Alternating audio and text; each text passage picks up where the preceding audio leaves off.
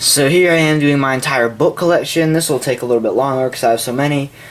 Or actually it might not, because I recently got rid of a ton of books, like a lot. So I'm not going to include those. Some of them I still technically have. I'm just trying to give them away, so I'm not going to include those. A lot of the ones you saw last year were gone. So first up, Chronicles of Narnia, all 7 books. These books are great. They are. I really like how Christian-based they are. I really like the story behind them. This is, Lion Witch, that's the only one people know about, and Prince Caspian, I guess. My favorite one is The Horse and His Boy. I really like that one. The Magician's Nephew was good too. Next up, the Al Capone trilogy. What is it? Does My Shirt Shines by Suze, Does My Homework. I like these these 3 also. They're kind of kid-based comedies about a kid living on Alcatraz and how hard that was. I like those. I like the characters. Next up, Peter and the S books. They all begin with S. Let's see, I read this one. Didn't finish reading that one. Haven't even tried reading that one. I might go back and read these someday. I remember them being good. What these are supposed to be about is Peter Pan Before Neverland. Yeah, I thought they were good. Next up, Invention of Hugo Cabret and Wonderstruck by Brian Selznick. I guess these could technically be considered graphic novels since they have pictures in them. I liked these. I did. The movie Hugo I liked also. Next up, The Inheritance Cycle. Aragon, Eldest Brisinger, and Inheritance. Can't see that because of the window. These were good. These were really good. I want to see these made into movies that are actually good, because that one just wasn't. Yeah, I really love the characters. I love the story. It does kind of rip off Star Wars as far as story elements go.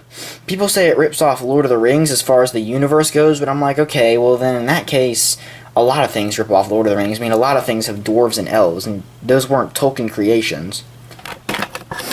Next up, Stephen King's Different Seasons. I read, it has Apt Pupil in it. I read Rita Hayworth and Shawshank Redemption, The Body, which is the inspiration for Stand By Me, and Apt Pupil, and they were good. Stephen King is actually a good writer when he gets his mind down to it. Then we have Jurassic Park and The Lost World. You can't even see that because of the light. My bad. These 2 I liked also. They were good. Well, The Lost World was only alright. I was surprised at how different the movies were. I mean, the movies are held in such high regard that I figured they'd be similar to the book, but no. Oh, no. They were not similar. Next up is this group of 4 books. Walking Dead, Rise of the Governor, Walking Dead, The Road to Woodbury, Walking Dead, Fall of the Governor, Part 1 and Part 2. Move that out of the way. Let's see, I read the first 3. I think there's 5 or 6 of them now. There's A Day at the Office, Infected, or something like that. I like these. They follow up with the comics, so they're different from the show, but I did like these books.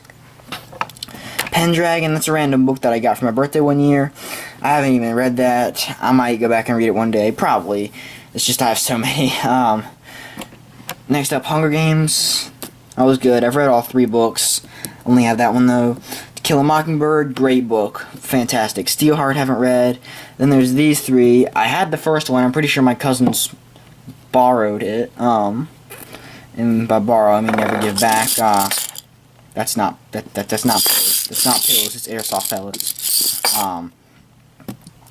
These were funny. I like these books. Next up is The Tapestry, Book 3, The Fiend in the Forge. These were good books. These, I want to go back and read the first 2 because I haven't read them in 10 years, but these were really interesting books. I recommend them. Next up is The Ables by Jeremy Scott. Jeremy Scott's the guy that does CinemaSins. He runs that channel, and he wrote a book, so I'm like, I might as well order it off Amazon, so I did.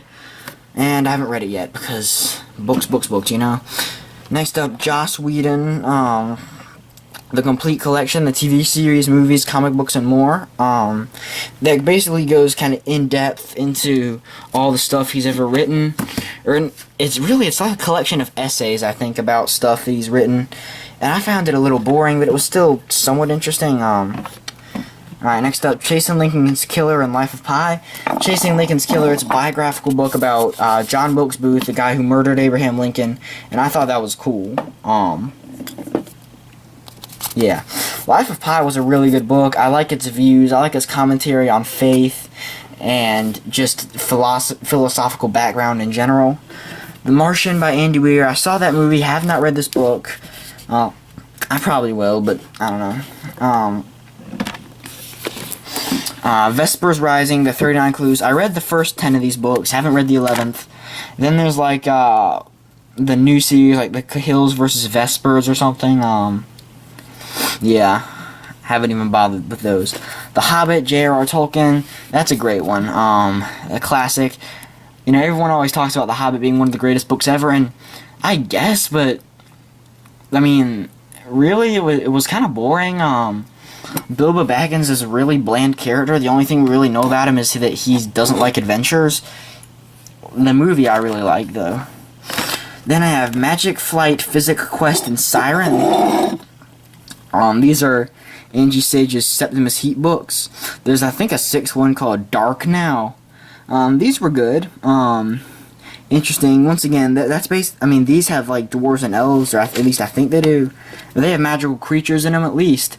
So, and I don't hear anyone saying that these are rip-offs of J.R.R. Tolkien. So, yeah. So yeah, that's it for that shelf. Next up, Dragonology.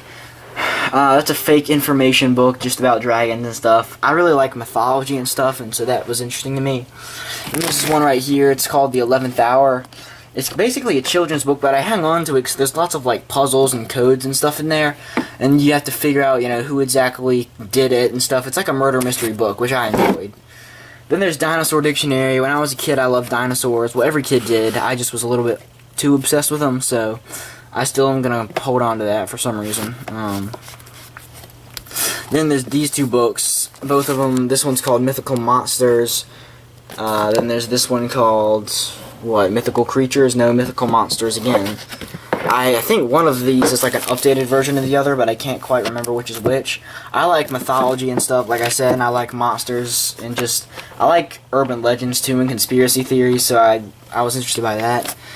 Another thing is the Illustrated Book of Myths. This was cool because it, had just kind of a bunch of myths. Some of them were Greek, some Roman, then there's some, like, other, like, Chinese and Japanese ones, and then there's some European ones, like, some Turkish ones, I think, and a little bit of some African ones, like some Egyptian, yeah, still, bunch of famous myths. Then, there's this Geek Lust book, which is basically, pop culture, gadgets, and other desires of the likable modern geek. That was funny. This has a lot of stuff that I was interested in it. Like, lots of lists, talks about pop culture and TV shows and movies and stuff, so the average geek like me would enjoy it. Then there's The Detective and Nothing Lasts Forever by Roderick Thorpe. I'm going to point that down a little bit. This is the inspiration for the movie The Detective, and this is the inspiration for the movie Die Hard. So, these books are sequels to each other, but then, you know, they wanted to make a movie out of Nothing Lasts Forever that was a sequel to The Detective, but The Detective had Frank Sinatra in it, and he was like 70-something when they wanted to make this movie, so they created it, you know, made it its whole other movie, a completely different franchise that was Die Hard, and that franchise is famous now. Then I have Zoobreak, Frame, Show Off, and Hideout. I've read the first one, Swindle, but I don't have it.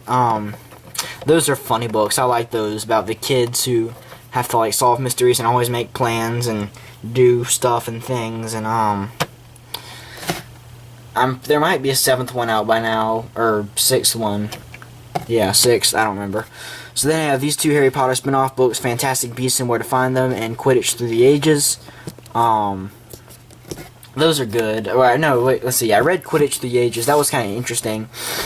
You know, you waste your time when you're a true geek when you spend all this time learning about a universe that isn't your own universe and might not exist. I guess there could be a parallel universe. Who the heck knows? Then there's Fantastic Beasts, which I'll probably read before the movie comes out, even though I know the movie technically isn't based off this book, but whatever. Next up, Maze Runner, Scorch Trials, Death Cure, Kill Order. These I liked. Well, Maze Runner I liked. Scorch Trials was good. Kill Order was good. This was intense, boy. Like, that can make a really intense movie. Death Cure, it was alright. It could have been a lot better. And then there's this book, William Golding, 4 screenplays with essays. It's 4 screenplays written by William Goldman, not Golding. My bad. And I think I read 2 of them. I read The Princess Bride and Misery. It also has Butch Cassidy and the Sundance Kid and Marathon Man. So yeah, that was interesting. So next up I have Ranger's Apprentice books 1, 2, 3, the third one somewhere. Or do I not have the third one? I have the third one, it just disappeared. I also have the fourth and fifth, and they seem to have disappeared also. I have all 12 of them except the seventh.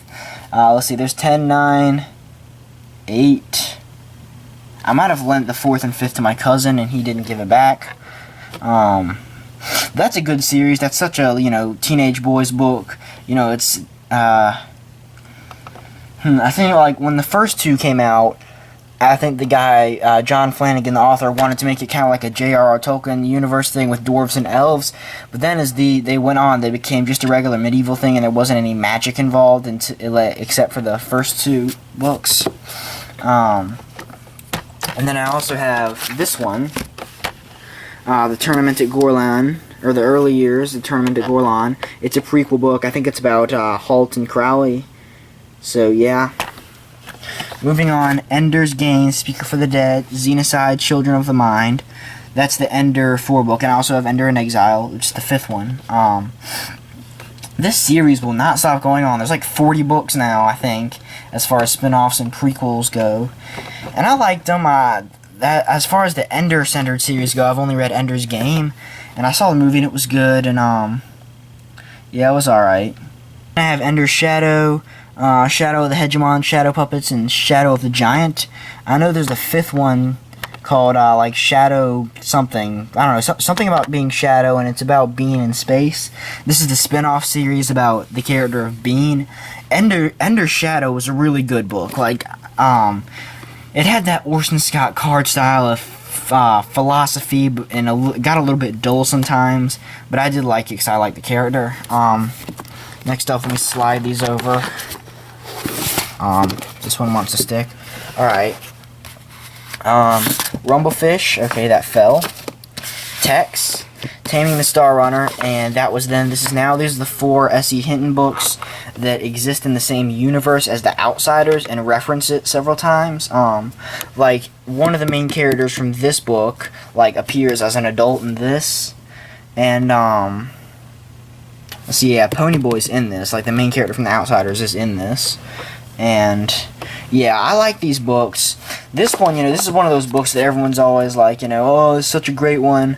But I thought, oh, it was alright. Then I think, yeah, Rumblefish, and that was then. This is now got movies, but I haven't seen either of them. Tex and Tame the Star Runner, those two were my favorites. I liked both of those. Next up, Diary of a Wimpy Kid books 1, 4, 5, 6, 7, 8, 9, 10, and the Do-It-Yourself book. Those were funny, Those are those books that like every kid has read, at least every kid in my generation and maybe younger. I don't have the second and third book. I'll get them sometime. Then we'll go ahead and wrap this up with books 1, 2, 3, 4, Dragons in Our Midst. Those were interesting. The first one was okay. The second one I did not like. You can see my reviews of those two because I've read both of those.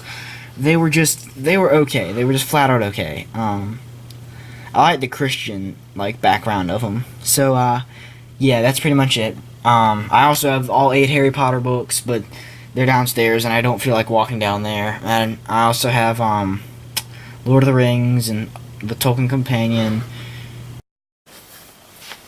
So another book I'm currently reading is Me and Earl and the Dying Girl. I forgot to include this because it was on my nightstand. And what this part of the video is for my Rick Riordan collection. Rick Riordan's my favorite author, so I have a bunch of his books. And I keep them under my nightstand because I ran out of room on my shelf. So yeah, Lightning Feast, Sea of Monsters, Titan's Curse, Battle of the Labyrinth, Last Olympian. That series is great. Then there's this, which is like the ultimate guide to his universe, and a thing that has various, short stories and puzzles about that universe. Red Pyramid, Throne of Fire, Serpent Shadow, good trilogy, I liked him. Then there's this, which is basically like that. It's the ultimate guide. I think there's one that's like this for this universe, but I don't have it. Then there's The Lost Hero, Son of Neptune, Mark of Athena, House of Hades, Blood of Olympus. That series was good. It's about Roman gods. And then there's that, which is like it's the same, this is the Demigod Files, this is the Demigod Diaries. There's probably an ultimate guide to that thing too, but I don't have it. Then we get into these two, Magnus Chasing the Gods of Asgard and The Trials of Apollo, the Hidden Oracle. Have not read either of those. Will I one day? Probably. Will that day be soon? Who the heck knows? So yeah, that's just it. Be sure to subscribe. Bye.